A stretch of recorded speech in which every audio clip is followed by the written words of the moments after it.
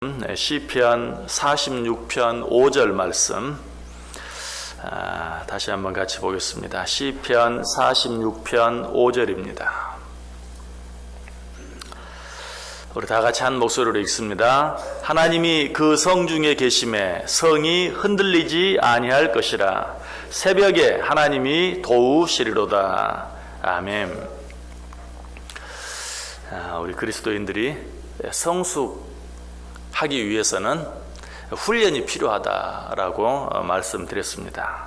많은 훈련들이 있지만 특별히 어떤 훈련? 새벽을 깨우는 훈련이 필요하다.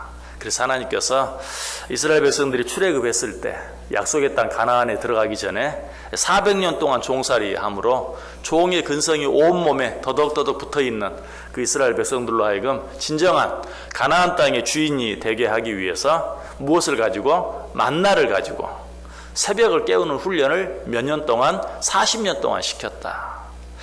해가 지면 사라져버리는, 그래서 해가 지기 전에 일어나야 하는, 무엇보다도 하루가 지나면 먹을 수 없는, 그래서 그날 필요한 것은 그날 거두어야 하는 그 만나를 통해서 매일 아침 새벽 해 뜨기 전에 일어나는 그런 훈련을 하나님이 시키셨다 하는 것 생각해 보았습니다. 하나님께서 이런 새벽을 깨우는 훈련을 하게 하시고 오늘 말씀을 통해서는 뭐라고 말해요? 내가 새벽에 너희를 돕겠다라고 이야기하고 있어요. 여기서 말하는 새벽의 의미는 단순히 시간적인 의미가 아니다라고 말씀드렸어요. 새벽에 내가 너희를 돕겠다라는 말은 내가 너희를 돕되 너희가 생각할 수 없는 때에 너희가 생각할 수 없는 방법으로 너희를 돕겠다. 새벽 시간은 그런 시간이라고 그랬죠. 누가 나를 도와줄 것을 기대할 수 없는 그런 시간. 여러분 어쩌면 이제 새벽이 점점 어두워지잖아요. 어두워지면 새벽에 이렇게 새벽 기도에 나올 때 특별히 우리 여자분들 좀 무서운 때도 있죠. 왜? 갑자기 새벽에 누가 나를 찾아오면, 누가 나에게 어떻게 해코지를 하거나 하면 도와줄 사람이 많지 않아요. 낮에 헌할 때는 사람들이 옆에 많이 있지만 새벽에는 도와줄 사람이 많이 없어요. 그래서 좀 두려울 때도 있죠. 바로 그런 때, 아무도 나를 도와줄 수 없다고 생각되는 그런 때, 또 아무도 나를 도와줄 수 없는 어떤 일, 그런 일, 또 그런 때에 하나님께서 우리를 도와주겠다, 우리와 함께 하겠다 하는 그런 의미에서 새벽에 내가 너희를 돕겠다라고 말씀하셨다라고 말씀드렸어요. 자, 그런데 여기서 말하는 새벽에 내가 너희를 돕겠다라는 말 속에는 또 한 가지 의미가 있어요. 그것은 무엇입니까? 그것은 이미 말씀드린 것처럼 단순한 새벽 시간에 내가 너희를 돕겠다 하는 그런 의미보다도 나를 간절히 사모하는 자, 그런 자를 내가 돕겠다. 그런 자와 내가 함께 하겠다. 왜? 새벽 시간은 그런 시간이거든요. 사모하는 마음이 없이는 새벽을 깨울 수 없어요. 미국이나 캐나다에는 이 크리스마스 후에 박싱데이라는 날이 있습니다. 이 날은 무슨 날이냐면 이 크리스마스 때 선물을 주고받고 모든 것들이 풍성하고 또 그러다 보니까 여러 가지 많은 그런 것들이 남는 그런 때에 가게나 또 이런 곳에서도 이런 크리스마스 시즌을 맞아서 많은 물건들을 준비했다가 팔고 난 뒤에 또 남은 것들이 있고 하면 그런 것들을 박스에 담아서 싸게, 원래는 그런 것들을 박스에 담아서 고아원에 보내고 양로원에 보내고 하는 그런 일에서 기원을 해서 크리스마스가 지나고 나면 박싱데이라는 날이 생겼어요. 그래서 모든 가게들이 아주 대폭 세일을 하는 거예요. 물건을 반값 정도가 아니라 어쩔 때는 10분의 1 이렇게 물건을 팔아요. 그래서 이 박싱데이가 되면 그 전날부터 사람들이 텐트를 치고 기다리는 거예요. 새벽에 문 열기를 기다리는 거죠. 바로 그런 모습, 무언가를 좋은 물건을 싸게 사고자 하는 그런 간절한 마음, 사모하는 마음이 있는 자들은 어때요? 그 전날 저녁부터 문 앞에서 아주 텐트를 치고 장사진을 이루고, 크리스마스 지나면 얼마나 춥습니까? 그때쯤 굉장히 추운데도 그 전날부터 밤을 새면서 새벽이 되기만을 기다리는 거예요. 새벽을 기다린다, 새벽을 깨운다는 것은 이처럼 사모하는 마음, 간절히 무엇인가를 찾는 마음, 이런 마음을 가진 것을 말해요. 하나님이 이런 자들과 함께 하신다. 그런 하나님의 마음이 실제로 성경에 잘 나타나 있죠. 시편 107편 9절에 내가 사모하는 영혼을 만족하게 하겠다. 오늘 본문에서 새벽에 내가 너희를 돕겠다 하는 말과 사모하는 영혼을 만족하게 하겠다 하는 말은 똑같은 말이에요. 우리가 진정으로 무엇인가를 간절히 사모할 때 하나님은 그런 자와 함께 하시고 그런 자를 도와주신다. 자, 그런데 이 사모한다는 말의 의미, 또 그걸 좀 더 구체적으로 생각해보면 어떤 의미가 있을까요? 무엇을 사모하는 자? 우리가 사모하는 것도 여러 가지가 있잖아요. 첫 번째로 하나님의 말씀을 사모하는 자. 하나님의 말씀을 사모하는 자. 성경에 보면 내가 주의 말씀을 사모함으로 내 눈이 피곤하니이다 하는 말씀이 나와요. 또 내가 주의 계명을 사모함으로 내가 헐떡였나이다 라는 그런 표현도 나와요. 하나님의 말씀을 간절히 사모하는, 얼마나 그 말씀을 사모하고 그 말씀을 사랑했든지 그 말씀을 읽느라고 보느라고 눈이 피곤해지는, 또 정말 그 말씀을 사모하는 정도를 표현하기 위해서 며칠을 굶은 사람이 음식 앞에서 헐떡이는 것처럼, 시편 119편 그 하나님의 말씀에 관한 성경에서 가장 긴 장이죠. 거기에 보면 그런 표현들이 얼마나 많이 나오는 줄 몰라요.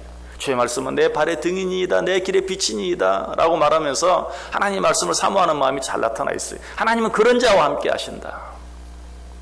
하나님의 말씀을 간절히 사모하는 자들과 함께 하시는 그런 모습은 우리 지난 주일에 생각해 보았죠. 메시아를 간절히 기다리던 시므온 안나의 그 모습. 또 우리가 역사적으로 또 우리가 생각해 본다면 철로 역정을 쓴 존 버년, 이 철로 역정의 내용에 보면 기독도가 나오죠. 기독도가 진리를 찾기 위해서 정말 그 험하고 먼 길을 가고 또 가는, 온갖 어려움을 헤쳐나가면서 나아가는 그런 모습. 결국 어때요? 기독도가 하나님을 만나죠. 그 존 버년이 쓴 그 책의 주인공 기독도는 바로 자기 자신을 말해요. 그 마음속에 하나님을 만나고자 하는 간절한 사모함이 있었어요. 하나님은 어때요? 그런 자를 만나주신다. 바로 이런 의미가 새벽에 하나님께서 우리를 도우신다. 새벽에 내가 너를 돕겠다라고 말씀하시는 그런 의미인 것이. 여러분, 하나님을 만나기를 원하십니까? 또 하나님의 도움을 정말 얻기를 원하십니까? 어떻게 해야 되겠어요? 하나님의 말씀을 사모해야 돼요. 하나님은 그런 자를 돕겠다고 말씀하셨어요. 또 새벽에 내가 너희를 돕겠다라는 말씀이 사모하는 자, 그런 자를 내가 돕겠다. 또 그런 자의 영혼이 만족함을 얻게 될 것이다 라고 말씀했는데, 사모한다는 또 한 가지 의미는 무엇일까요? 말씀을 사모한다. 또 한 가지 의미는 모이기를 힘쓴다. 무엇인가를 간절히 사모하는 자는 뭐예요? 우리가 지난 또 겨울에 태극기 집회, 촛불 집회, 그런 집회들 보았죠. 날씨가 그렇게 추운데도, 어쩔 때는 비가 그렇게 억수같이 오는데도 사람들이 추운 줄도 모르고 비가 오는 줄도 모르고 모여서 집회를 하는, 어때요? 그 사람들은 옳고 그름을 떠나서 뭔가를 사모하기 때문에 우리로서는 상상도 할 수 없이 그 추운 날에 모여서 뭔가를 하는 거예요. 사모하는 자들만이 모일 수 있어요. 새벽에 내가 너희를 돕겠다라는 말 속에는 바로 그런 의미도 있어요. 너희가 무엇인가를 간절히 사모하여 모이기를 힘쓸 때 내가 그런 자와 함께하고 내가 그런 자를 돕겠다라고 말씀하고 있는 것이, 역시 성경적인 증거가 있죠. 예루살렘 성의 놀라운 부흥, 느헤미야가 예루살렘 성을 재건했을 때 예루살렘 성에 놀라운 부흥의 역사가 일어나는데, 그 놀라운 부흥의 역사가 언제? 그들이 성문 앞에 모여 있을 때, 모이기를 힘쓸 때 상상할 수 없었던 부흥의 역사가 일어난 걸 보죠. 신약시대에는 오순절 성령 강림 사건, 120민도를 비롯한 여러 사람들이 모여서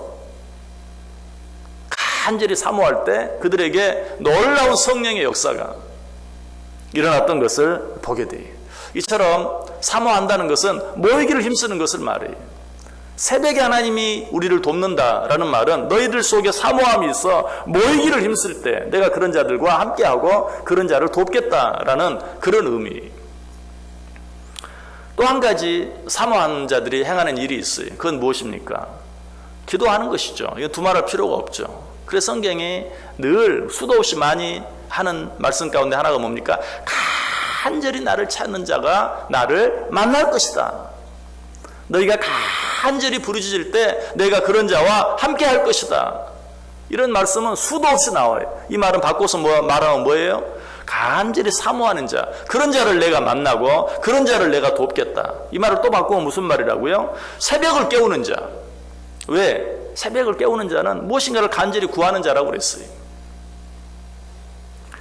여러분들도 아마 초등학교 다니면서 소풍 가면 뭐 초등학생뿐만 아니 중학교, 고등학교 갈 때까지도 소풍 간다고 하면, 아니 지금도 어디 뭐 내가 정말 가고 싶었던 곳에 여행을 하게 된다면 어때요? 전날 밤 밤을 섬쳐요.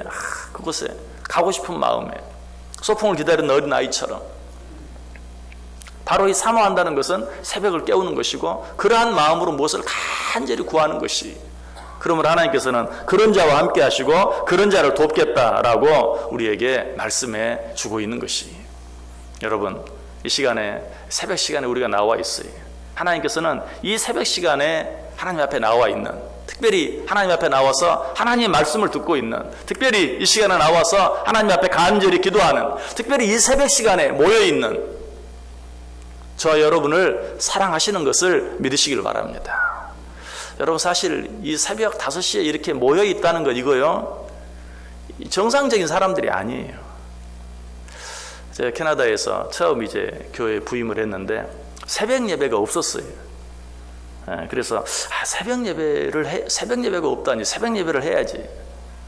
그래서 그때는 그 교회가 우리 자체 교회가 아니고 신학교 강당을 빌려 쓰는 그런 교회였어요. 그래서 우리 마음대로 하고 싶어도 할 수가 없어요.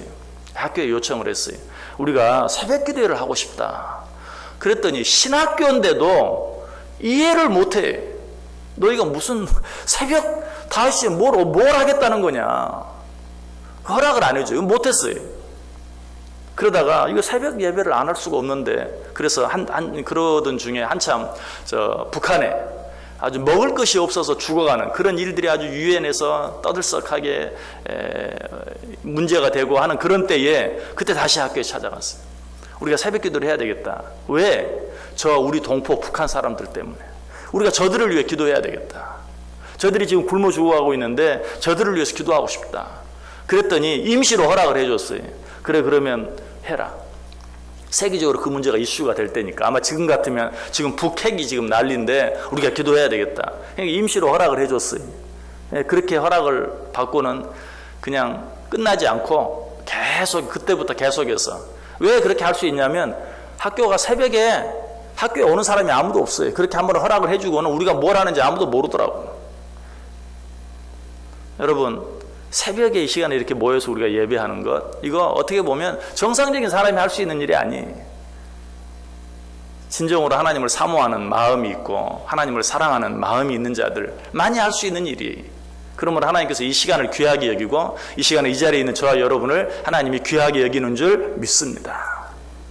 더욱더 새벽을 깨우기를 힘쓰므로, 새벽을 깨움으로 한날을 시작하기 전에 하나님의 말씀을 듣고, 한날을 시작하기 전에 이 한날을 기도로 하나님께 맡기고, 그리고 우리에게 기회 주어질 때마다 모이기를 더 힘쓸 때, 오늘 하나님께서 약속하신 새벽에 내가 너희와 함께하고 새벽에 내가 너희를 돕겠다라는 말씀의 의미가 무엇인지를, 이 말씀 속에 들어있는 그 놀라운 하나님의 약속의 축복들을 받아 누리며 살아갈 수 있는 저 여러분 될 수 있기를 주님의 이름으로 간절히 축원합니다.